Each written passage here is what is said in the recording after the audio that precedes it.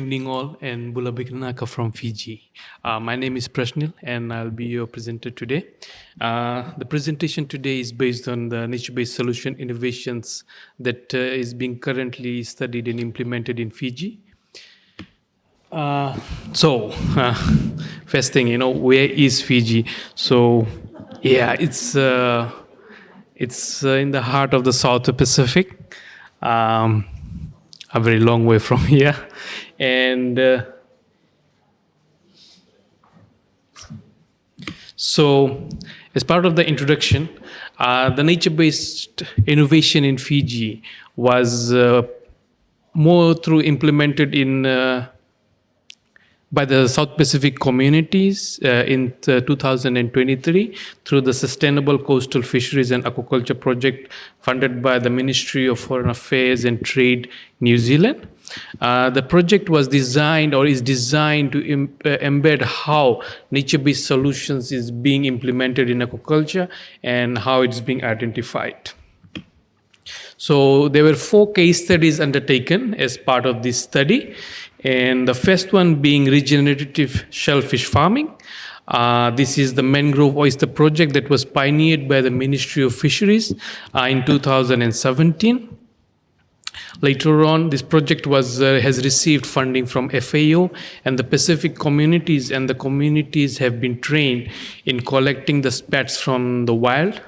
And then these were initially cultured in homemade baskets, something that the women in the community would build in their villages using whatever raw materials they could find. And then these baskets usually had a lifespan of about 1 year. But now the community, through the assistance of FAO, has bought in hex baskets that have a lifespan of about 15 to 25 years. This has greatly improved the women's culturing of the oysters in baskets, and the growth period to reach market size can range from anything between 18 to 24 months. This is a great innovation for the community because it helps the women be engaged into something. It has given the women a source of extra income, and it has helped absorb, because it's close to the coastal, it has helped the community utilize their resources better and give more purpose to themselves. Case study 2 is reviving dormant farm using nature-based solutions and nature-based equipments. This farm is actually based in Nadi, which is the international airport for Fiji. And this farm had been dormant for the past 10 years. So the question you may ask, why was it dormant? The farm was actually poorly designed. The ponds, the 7 ponds on the farm were about 10 meters above the water level. And this gradually increased the pumping cost of water. So the farm used electrical pumps and petrol pumps to pump water into the ponds. And since the pond was such a high level, the seepage rate was really high, and this was giving high rates for the farmer to continue to pump water into the farm. Nature-based equipments that are being used for these farms are HDP pond liners, solar water pump, and solar pedal wheels, and biofloc aquaculture systems. Now you may ask, how are these equipments benefiting? So the HDP pond liners have greatly improved the turnaround times for the farm. So what previously, where they used to have a dry out period of about 1 month to dry the pond and then lime it and restart it, now we'll innovate it to about 1 week's time, so they can harvest it, drain it, dry it out.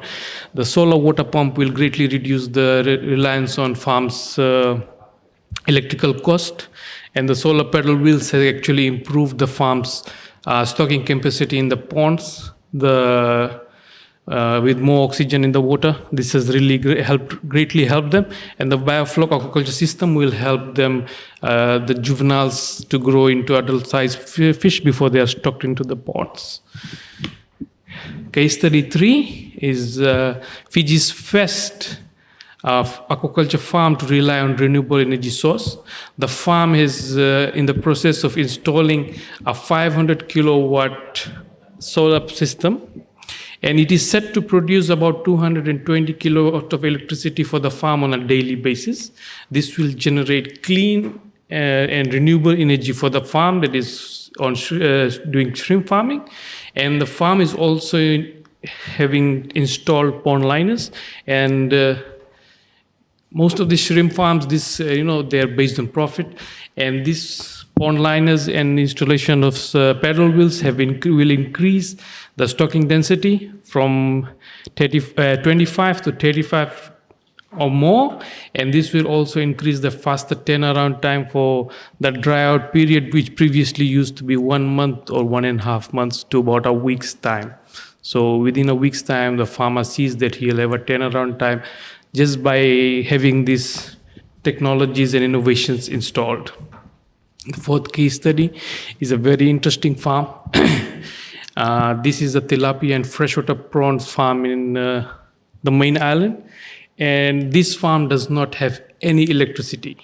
It's off the grid, does not have any electrical supplies. So the farm has to use everything innovatively. So currently the farm is one of the first to have its own hydro turbine system to generate clean energy and clean electricity for its own farm. The farm uses 530 watt solar system just as a backup. They have a Triumph aeration system and the pond liners. Just by introducing these innovations in the farm, they have greatly increased their stocking density, reduced their carbon footprint into aquaculture, and production and uses of renewable energy. Another thing that the farm uses, which has been very orthodox, is use of drum ovens that has provided heating system into the hatchery. So what they do, they have a drum where he uses wood chips and he burns them slowly, and the heat generated is maintained to maintain the warmth in the hatchery. So this has greatly reduced his reliance on using electrical heaters in the tank systems and the ponds. So since you know where Fiji is, it's very difficult to have raw materials or innovations, equipments being available to us. So most of this, as part of this IDRC project, we did a study to see where most of our equipment is being sourced from. And we realized that 86% of the NBS equipment being implemented in Fiji comes from China, and some comes from Australia. So we are greatly reliant on developed countries in terms of our sourcing of nature-based equipments. And the cost of implementation. On your right, we can see the different cost of implementation in terms of solar systems and the hydro turbine system. But what I would like to draw our attention is the cost of importing these nature-based equipments. The reason for undertaking this study was after the pandemic, we realized that the shipping cost had greatly affected getting equipments into Fiji because they were not readily available.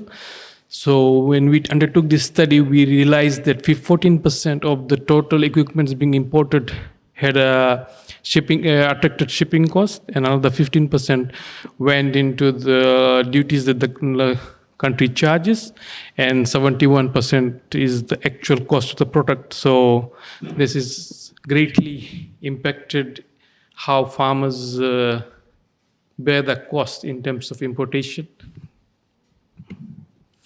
Comparative analysis. After the implementation of these innovations, the project sees that this next 5 years, even though the implementation cost in the beginning is high, but over the next 5 years, the farms are set to at least double or triple their returns on the investment they'll be making on their farms. Furthermore, we did a gender analysis survey, and here we found that of the 4 case study sites, there are 11 men that are employed on a part-time basis, 10 men that are employed full-time basis, and women are mostly employed on a part-time basis. And here, women on average spend about 6 to 8 hours working in an aquaculture farm. And the major roles that the women share in the aquaculture industry in Fiji is mostly in farm husbandry, harvesting, post-harvesting and packaging, and marketing.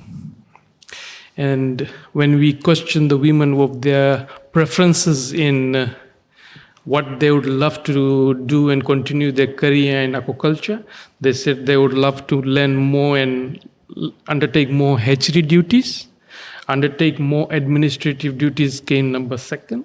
And the third thing that the women said that apart from the usual duties they undertook for the farms was they would love to learn more farm husbandry activities.